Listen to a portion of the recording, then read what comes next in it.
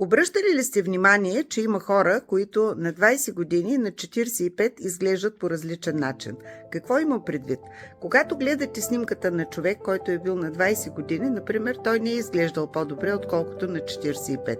Бил е по-пълничък, прическата му е била друга, визията му е била съвсем различна, излъчването му е било друго.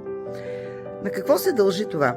Това се дължи, че тези хора, които изглеждат добре на 45, започват да се грижат за себе си, за външния си вид, за тялото си, за храната си, за емоционалното си състояние.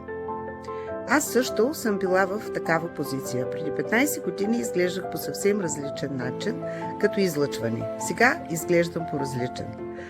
И когато човек работи със себе си, когато човек навлезе в по-голяма дълбочина, за да разчисти емоционалния си фон, за да разчисти тези негативни чувства и емоции, които носи в себе си, той променя структурата на тялото си, структурата на клетките си.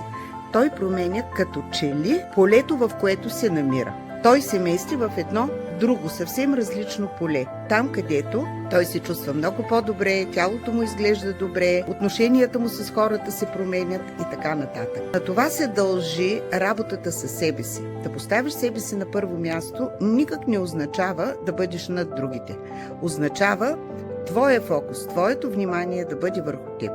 Какво правя, какво казвам, как действам, с какво се занимавам, обичам ли това, което правя, какви са моите взаимоотношения с близките ми хора. Именно с това ние се занимаваме във всички мои обучения, във всички мои програми. Да променим вътрешния фон на човека, за да може външно той да изглежда по съвсем различен начин.